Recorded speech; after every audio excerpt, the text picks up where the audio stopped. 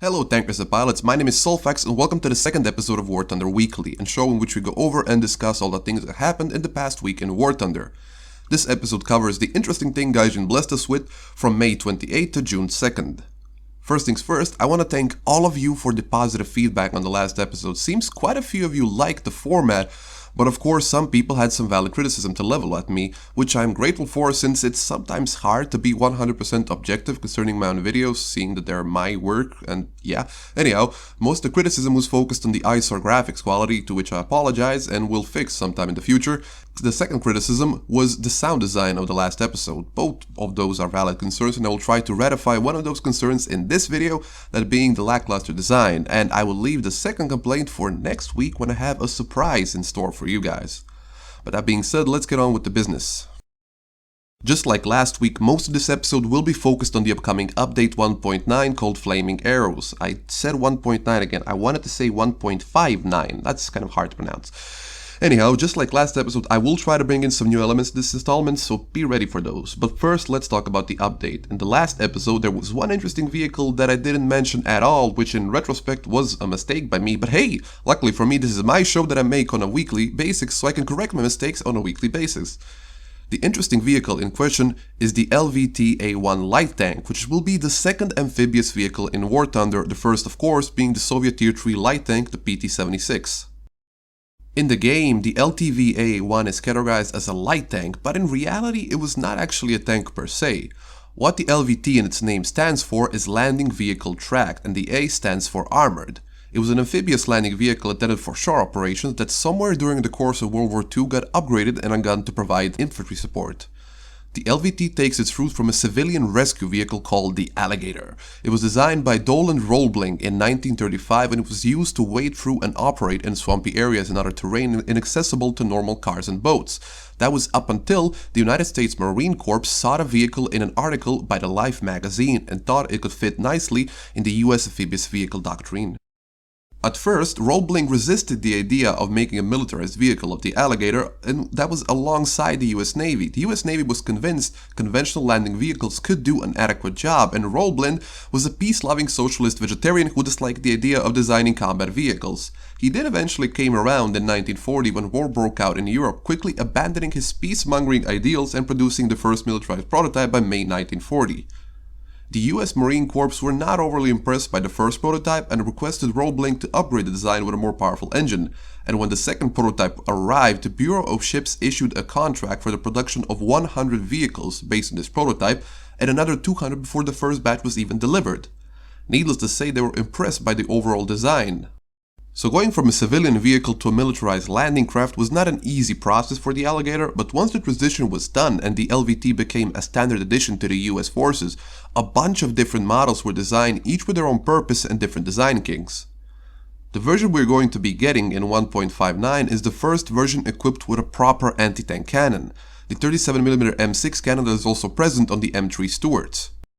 This decision to upgun the LTV came after the US experienced the harsh terrain and the harsh conditions while fighting the Japanese in the Pacific that made it clear that the two standard 30 caliber machine guns present on the first version were not adequate and additional firepower was required. Based off the second version of the LVT, the LVT-2, the LVT-1 that we have in game had a fully enclosed hull with armor thickness ranging from 6 to 12mm and a very similar turret to the one present on the M3 Stuart with exactly the same cannon and two additional rear-mounted Browning 30 caliber machine guns. Despite it being heavier than the transport version, the LVT-1, the infantry support version retained much of its predecessor mobility and could reach 20 km on land and 10 km while in water. The introduction of the LVT paves the way for other similar vehicles to be introduced in War Thunder or just other versions of the LVT, such as the Herpaderp, that is the LVT-A4 with a 75mm howitzer, which is also present on the M8 Stuart, which was once available in-game during an event. My pronunciation of Russian name in this next part might sound a bit strange, but I'm 100% sure that I didn't get most of them wrong half the time, so here goes. All of this also ties into the new addition to the map pool that will be arriving in 1.59. The first map to come in War Thunder to take place in a port. Novorossiysk is a port town in Krasnodar Krai and Russia's most important port on the Black Sea during World War II.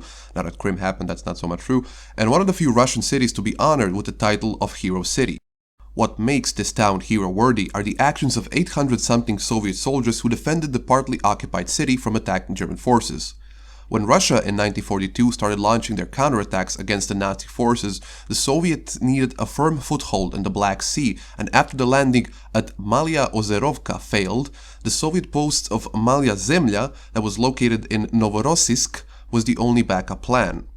After landing at Malaya Zemlya, the contingent of 800 soldiers came under fierce German attack. With truly heroic actions worthy of every praise, the Soviet Marines stood their ground for 225 days, constantly repelling the German attacks one after another any way that they can, until finally the town was liberated by the Red Army on September 16, 1942.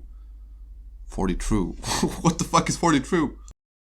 The leader of this group, the Soviet Major Caesar Kunikov, who gave his life for Mother Russia while leading his men, was posthumously awarded the highest Soviet title of World War II, Hero of Soviet Union.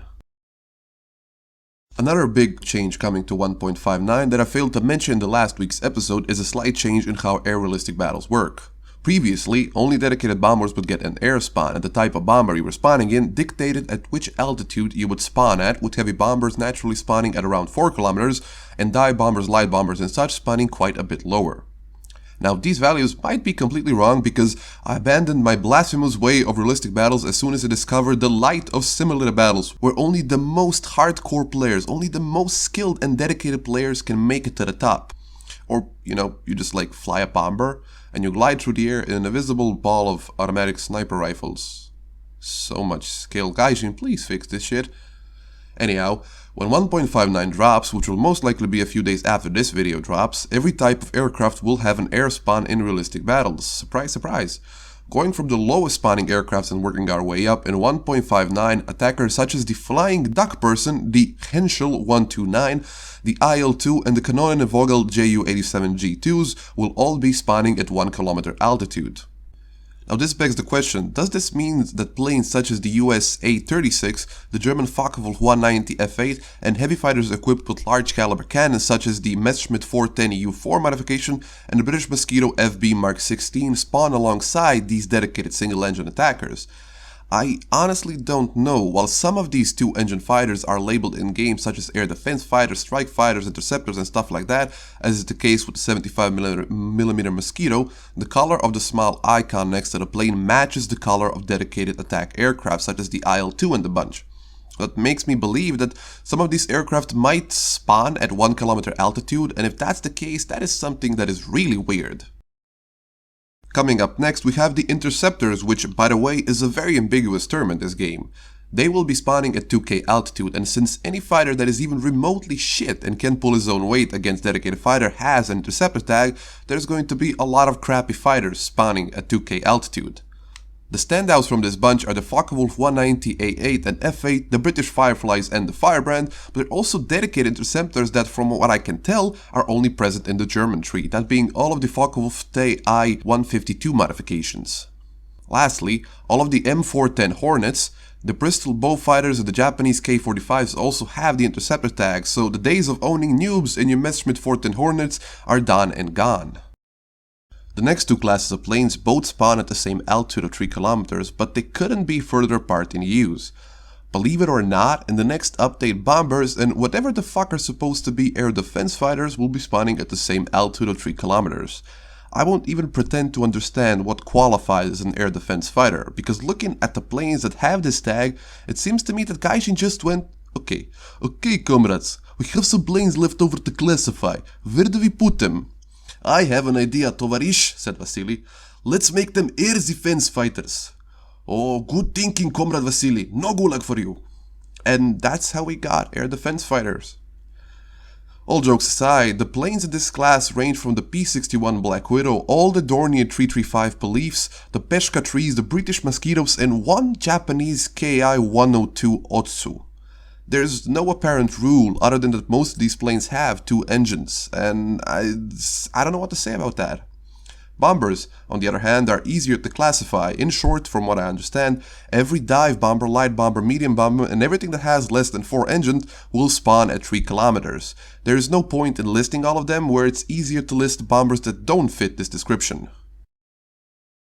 As promised, the list of heavy bombers that spawn at 4 kilometers is quite shorter, and as I said, all of them have 4 engines, so I win!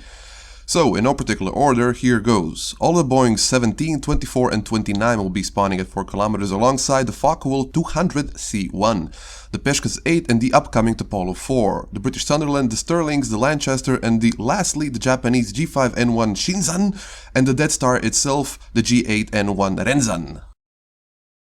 That is all the things that I'm going to be talking about in this episode. I wish that I could cover some more things, but I'm just kind of in a bind of time because I want to release this episode on a Friday because, you know, views and exposure and stuff like that.